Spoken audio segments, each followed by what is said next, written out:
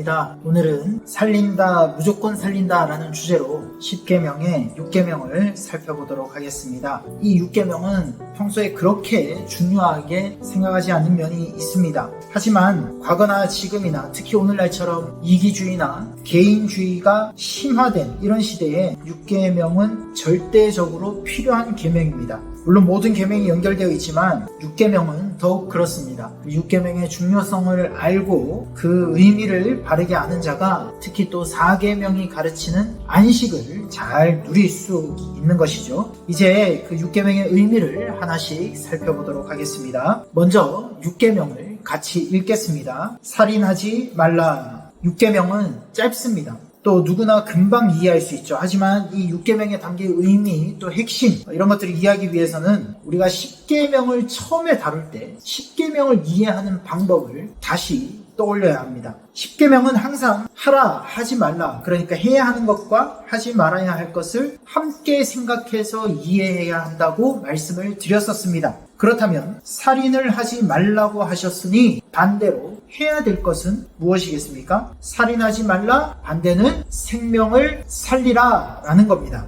죽이는 것만 하지 않는다고 해서 6계명을 다 지켰다 또는 잘 지켰다라고 말할 수가 없습니다. 하나님의 말씀을 삶의 기준으로 삼는 자들이라면 반드시 이 6계명을 통해서 생명을 죽이지 않는 것에서 멈추는 것이 아니라 거기서 나아가 생명을 보존하고 보호하고 그 생명을 생명답게 살리는 일에도 힘을 써야 합니다. 그러니까 6계명의 핵심은 두 가지입니다. 개인적인 미움이나 분노, 불의 이런 것들로 인한 살인을 금지하는 것, 그리고 두 번째는 생명을 살리는 것입니다. 우선 성경이 말하는 살인이 무엇일까요? 당연히 사람을 죽이는 것이겠죠. 하지만 예수님께서는 이 살인하지 말라라는 계명을 해설하시면서 살인하는 행위만이 아니라 형제에게 노하는 자, 형제를 욕하는 자 역시 6계명을 범하는 자들이다 라고 해설하셨습니다. 그러니까 죽이는 행위만이 아니라 마음으로 생각으로 미워하는 것, 언어로 폭력하는 것, 이 모든 것들이 살인에 해당하는 것들이죠.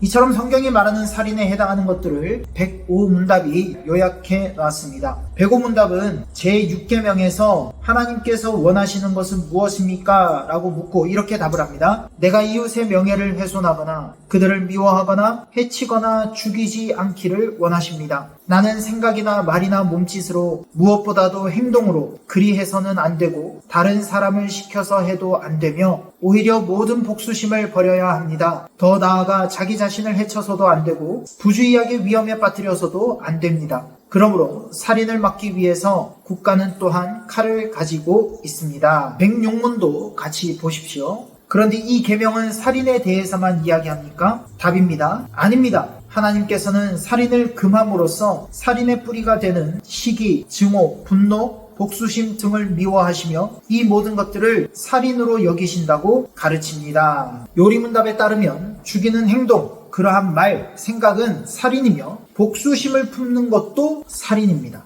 특히 자기 자신을 해치는 것이 살인이라는 범주에 들어간다는 것도 주목해야 합니다. 소위 자살이라 부르는 것인데 그것만이 아니라 자기 자신을 잘 돌보지 않는, 자신의 건강을 돌보지 않는 모든 행위를 포함하는 것이죠. 예를 들면 극단적인 다이어트로 건강을 해치는 것, 돈을 벌기 위해 몸을 혹사시키는 것, 이런 것들이 모두 성경이 금하는 살인에 해당하는 것들입니다. 또 부주의하게 자신이나 타인을 위험에 빠뜨려서도 안 됩니다. 예를 들면 운전 중에 부주의함으로 인해서 자신과 다른 이를 위험에 빠뜨리는 경우, 이런 경우들이 여기에 해당할 수 있죠. 또 사실을 제대로 확인하지 않고 남에 대한 말을 옮겨서 누군가의 평판을 깎아내리는 것까지도 여기에 해당하는 것입니다. 우리가 실수라고 부르는 것들이죠. 그러면 우리가 잠시도 한눈을 팔 수 없습니까? 실수조차도 죄인가요? 라는 반문이 생길 수도 있습니다. 성경은 그렇게 말합니다. 사람이 죽었지만 실수다. 이 말로 당신의 마음을 다치게 할 생각이 없었다 라고 말해도 성경은 괜찮다라고 지나가지 않습니다. 레위기 5장과 6장에는 속죄죄와 속건죄를 다룹니다. 여기에 특이한 점은 부지 중에 범한 허물을 누가 알려줘서 죄라는 걸 깨닫게 되었을 때 속죄죄와 속건죄를 드려야 한다는 것입니다. 그러니까 실수로 부지 중에 자신도 모르게 어떤 잘못을 범했지만 성경은 그걸 그냥 넘어가도 괜찮다라고 말하지 않는 것입니다. 속죄제와 속건제를 드려야 하는 범죄다라고 가르치고 있는 것이죠. 아무리 고의성이 없고 실수라 하더라도 성경은 그 사람을 향해 살인한 자라고 표현하지요. 물론 실수이기 때문에 그에게 보복을 피할 수 있도록 도피성 제도를 주셨지만 그게 괜찮은 것이다 라고 넘어가도 되는 일로 여기진 않는다는 뜻입니다. 이처럼 시기, 증오, 분노, 복수심, 미움, 사람을 실제로 죽이는 행위, 실수로 죽이는 행위들이 성경이 말하는 살인의 범주에 포함되는 것입니다. 살인은 하면 안 됩니다. 이건 너무나 당연한 이야기죠. 그런데 여러분, 이 당연한 것에 대한 이유를 알고 계십니까? 왜 살인을 하면 안 되죠? 나쁜 일이라서요? 죄책감이 크니까요? 살인에 따르는 처벌이 크기 때문에 그렇습니까? 복수를 당할까봐 두려워서 살인을 하면 안 됩니까? 아닙니다. 살인을 하면 안 되는 이유를 알기 위해서는 살인을 하는 이유에 대해서 생각해보면 됩니다. 여러분, 사람이 사람을 왜 죽일까요? 요리문답이 잘 정리한 것처럼 분노나 미움이나 질투, 시기 등이 그 이유가 될 것입니다. 그러나 이런 이유들은 사실 성경 바깥에서도 찾을 수가 있습니다. 여러 성경 바깥에 있는 좋은 책들이 이런 교훈을 합니다. 하지만 우리는 성경 바깥이 아니라 성경이 살인을 금하는 이유에 대해서 확실하게 알아야 합니다. 사람이 사람을 죽이는 이유는 첫째로 사람에게 부여된 그 가치를 모르기 때문입니다. 모든 생물을 죽이지 말라라고 말하지 않으시고 살인하지 말라, 사람을 죽이지 말라 이렇게 말씀하셨습니다. 이는 다른 피조물과 다르게 사람의 생명이 특별하기 때문이죠. 여러분, 사람의 생명이 뭐가 특별할까요? 창세기 1장 26절을 보시면은 사람은 하나님의 형상대로 지음을 받았다는 것을 알 수 있습니다. 세상의 피조물 중에 하나님의 형상대로 지음받은 존재는 사람밖에 없습니다. 오직 인간뿐이지요. 이 자체로 벌써 사람은 다른 피조물과 구별됩니다. 창세기 9장 6절을 보시면 다른 사람의 피를 흘리면 그 사람의 피도 흘릴 것이니 이는 하나님이 자기 형상대로 사람을 지으셨음이니라 라고 말합니다. 나라와 민족, 혈통 이 모든 것들을 막론하고 모든 인간은 하나님의 형상대로 창조되었습니다. 이것만으로도 사람은 귀중하고 가치 있는 존재입니다. 그러면 하나님의 형상대로 지음받은 것이 도대체 무슨 의미이길래 그것만으로도 귀중하고 가치 있다고 말할 수 있는 것일까요? 하나님의 형상대로 지음을 받았다는 것은 가장 먼저 사람이 하나님을 닮았다는 뜻입니다. 무엇이 닮았을까요? 눈, 코, 입이 닮았습니까? 여러분, 하나님은 영이십니다. 눈, 코, 입이 없는 분이세요. 그러니까 외형이 닮았다는 뜻이 아닙니다. 하나님의 성품을 닮았다는 뜻입니다. 하이델베르크 요리문답 6문답은 이것을 참된 의와 거룩함이다 라고 설명을 하고, 웨스트민스터 소요리문답 10문답 역시 지식과 의와 거룩함이 닮은 것이다 라고 답을 하고 있습니다. 물론 지금은 죄로 인해 타락했지만 타락하기 전에 아담은 타락한 우리가 상상할 수 없는 의로움과 거룩함과 하나님에 대한 지식을 가지고 있었습니다. 비록 지금 죄로 타락한 후의 시간에 살고 있지만, 그래서 완벽할 수는 없지만 사람은 하나님의 성품을 닮은 존재임에는 틀림없습니다. 두 번째로 하나님의 형상대로 지음받았다는 것은 하나님을 대신해 피조물을 다스리고 관리하는 통치권을 받았다는 뜻입니다. 만드신 피조 세계가 하나님이 정하신 질서에 따라서 제대로 기능을 발휘하고 그 질서와 법칙에 순종할 수 있도록 가꾸고 관리하는 권한과 책임을 부여받은 것입니다. 그래서 하나님께서는 사람을 하나님의 형상대로 만드신 후에 뭐라고 하셨습니까? 생육하고 번성하여 땅에 충만하고 땅을 다스리고 관리하라 라고 하나님께서 말씀하지 않으셨습니까? 놀라운 것은 신자만 그런 것이 아니라 모든 인간에게 이 다스림의 권한을 주셨다는 것이지요. 그러니 사람을 죽인다는 것은 하나님이 만드신 피조 세계를 아름답게 가꿀 그 존재를 없애버린다 이 말입니다. 하나님의 피조 세계를 무너뜨리겠다, 창조된 아름다운 것들을 없애버리겠다, 다스리지 않겠다, 이런 뜻이란 말이죠. 죄로 인해 타락해서 그 본분을 잊어 제대로 책임을 수행하지 못하고 있지만 어쨌든 사람에게는 대리 통치권이 주어진 것입니다. 사람이 사람을 죽이는 두 번째 이유는 사람의 생명을 자신이 주관할 수 있다라고 생각하기 때문입니다. 하나님께서 인간을 만드실 때 흙으로 만드신 후에 그 코에 생기를 넣으셨습니다. 그때 흙으로 만들어진 그 모양, 그것은 마침내 생명이 된 것이죠. 그러니까 생명은 하나님이 주실 수 있는 것입니다. 즉 생명의 주인이 하나님이시라는 뜻이지요. 하나님만이 생명을 주시고 거두실 수 있는 생명의 창조자이시자 생명의 주관자이십니다. 사람에게는 이 생명을 주거나 거두거나 할 권한이 없습니다. 때문에 살인을 한다는 것은 자신이 하나님과 같은 위치에서 생명을 마음대로 주무를 수 있다라는 교만입니다. 내가 하나님과 같은 자리에 앉아서 하나님처럼 사람의 생명을 주무를 수 있다는 마귀적인 발상이지요. 때문에 우리는 사람의 생명은 내가 어떻게 할 수 있는 것이 아니라는 그 사실을 성경을 통해 늘 기억하고 확신해야 합니다. 이 강의에서 다 논할 수는 없지만 낙태라든지 자살이라든지 안락사라든지 여러 가지 이런 문제들이 생명의 주인은 나다라는 이런 사고에서 생겨난 것이죠. 교회는 이런 문제에 대해서 성경적으로 답을 할 수 있어야 합니다. 사람이 사람을 죽이면 안 되는 이유, 즉 하나님께서 살인을 금하신 이유, 그 세 번째는 살인은 마귀의 본성을 따르는 행위이기 때문입니다.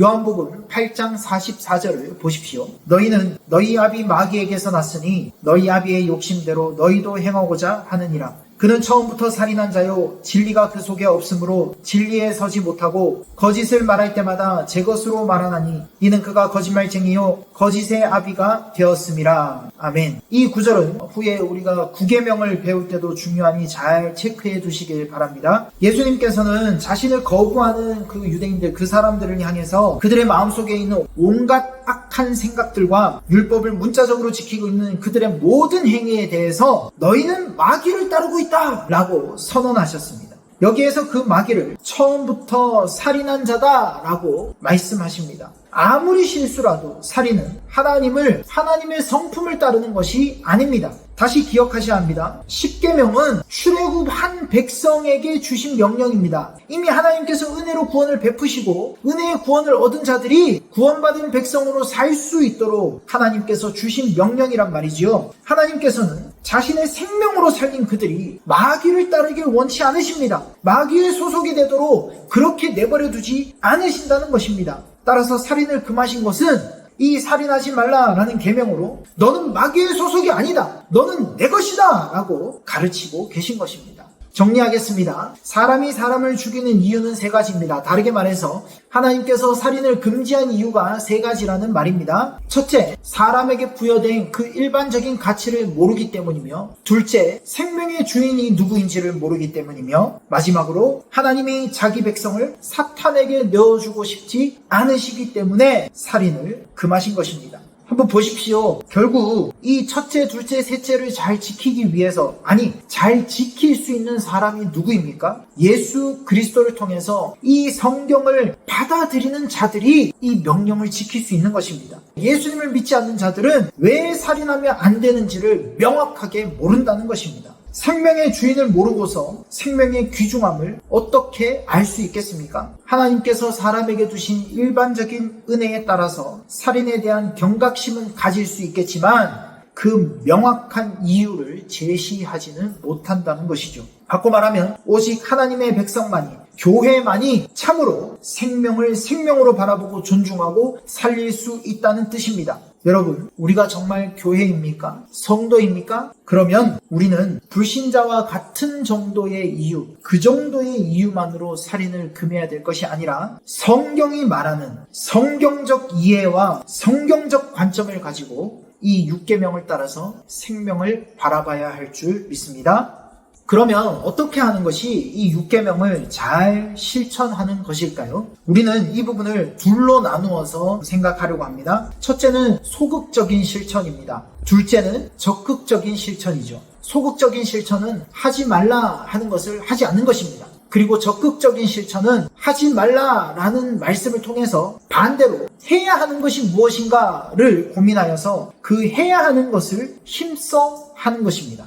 먼저 6계명의 소극적인 실천을 살펴보겠습니다. 하나님께서는 살인하지 말라라고 하셨습니다. 그러니 살인 행위를 하지 않으면 됩니다. 실제로 남을 죽이는 일을 하지 않으면 된다는 뜻입니다. 그러나 조금만 확장해서 남의 목숨을 끊는 일만이 아니라 남의 육신에 해를 끼치는 일, 남의 정신에 해를 끼치는 일 역시 하지 말아야 하는 겁니다. 미움, 시기, 복수심 등은 물론이고 장난이라 할지라도 육신에 대한 폭력 혹은 가혹행위 이런 것들을 하지 말아야 하며 말과 몸짓이나 손짓으로 다른 이들의 마음을 아프게 해서는 안 됩니다. 이것이 6계명의 소극적인 실천이라 할 수 있습니다. 그러면 6계명의 적극적인 실천은 무엇일까요? 하이델베르크 요리문답 107문답이 잘 정리해서 가르치고 있습니다. 107문답은 이렇게 묻습니다. 앞에서 말한 방식으로 우리 이웃을 죽이지 않으면 그것으로 이 계명을 다 지킨 것입니까? 이에 이렇게 답합니다. 아닙니다. 하나님께서는 시기와 증오와 분노를 정죄하심으로써 우리가 우리 이웃을 자기 자신처럼 사랑하여 인내와 화평과 온유와 자비와 친절을 보이고 우리가 할 수 있는 한 그들을 해악으로부터 보호하며 심지어 원수에게도 선을 행하라고 하셨습니다. 한마디로 사람의 생명을 보존하는 일에 힘을 내라는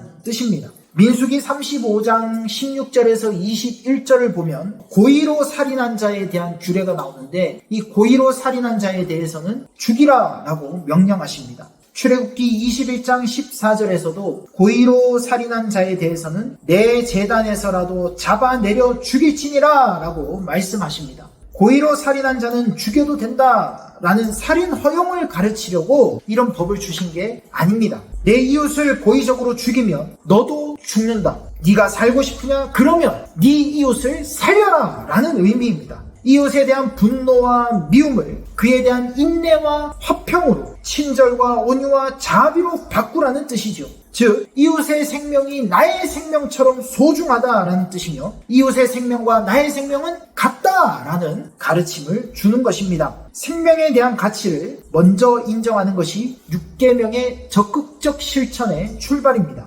예수님 당시의 유대인들은 이웃은 사랑하되 원수는 미워하라고 가르쳤습니다. 그러나 그것은 하나님의 의도가 아니죠. 예수님은 그들의 잘못된 해설을 고쳐서 원수까지도 사랑하라 라고 말씀하셨습니다. 미움과 보복이 아니라 자비와 친절을 베풀라고 하셨습니다. 그러니 의지적으로 생명을 살리는 일에 힘을 다하라고 가르치신 것입니다. 그래서 예수님께서는 이 땅에 계실 때 생명을 살리는 일을 하신 것이죠. 병을 고치고 소외된 자들의 명예를 회복시켜서 다시 그들의 가정과 사회로 돌려보내신 것입니다. 남들은 비난하고 원수로 여기는 그 죄인들의 친구가 되셨고 유대의 잘못된 전통으로 인한 해악으로부터 그들을 보호하셨습니다. 무엇보다 우리 예수님께서는 이 계명을 따라서 죄인의 생명을 자신의 생명으로 여기고 우리를 생명을 살리시기 위해 하나님의 계획에 따라 죽으시고 부활하셨습니다.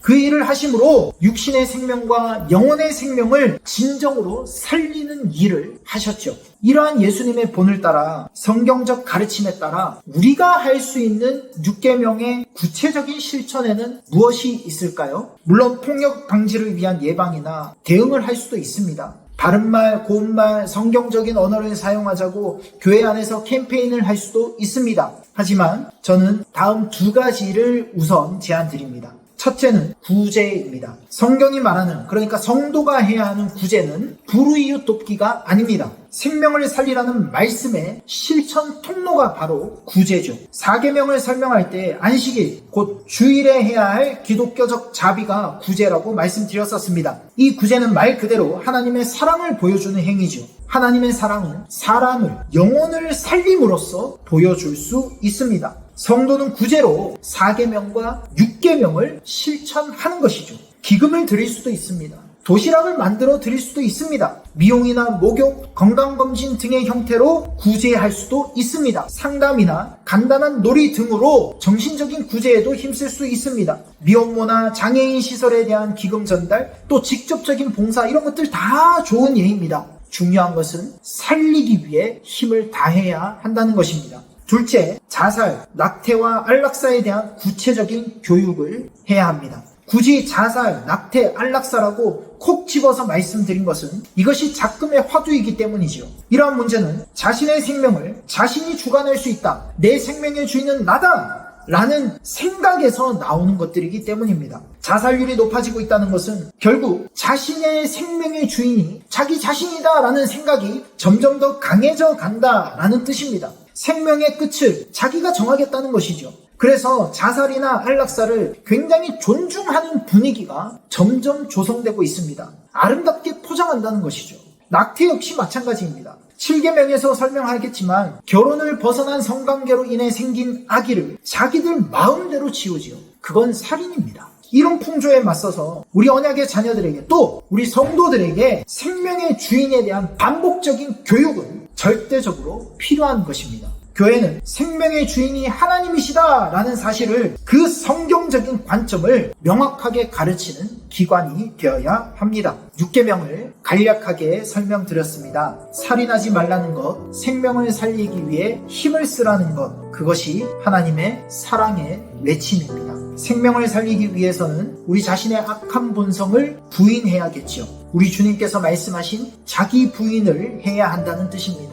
미움, 시기, 질투, 증오, 복수심, 분노 이런 것들을 인내와 용서와 화평과 자비와 친절로 바꾸어야 합니다. 우리에게서 그런 의지가 나오지 않죠. 그렇기 때문에 성경을 배우고 삼위 하나님의 도우심을 구해야 하는 것입니다. 나에게 생기는 그 미움과 분노를 용납과 용서와 자비와 친절로 바꾸어 대할 수 있게 해달라고 지금부터 말씀과 기도로 준비해야 하는 것이죠. 생명의 주인이 하나님이심을 명확하게 안다면, 그것을 인정한다면 그 생명에게 해를 끼칠 수 없고 마음대로 내 생명의 끝을 정할 수도 없는 것이죠. 즉 진정으로 살리는 일은 하나님을 생명의 주인으로 고백하는 교회만이, 성도만이 할 수 있는 일이라는 것입니다. 6계명을 잘 정리하고 기억하셔서 꼭 살리는 일에 힘을 다하시는 그런 성도가 되시길 바랍니다. 이 6계명에 따르는 문제들은, 논의해야 할 주제들은 여러 가지가 있습니다.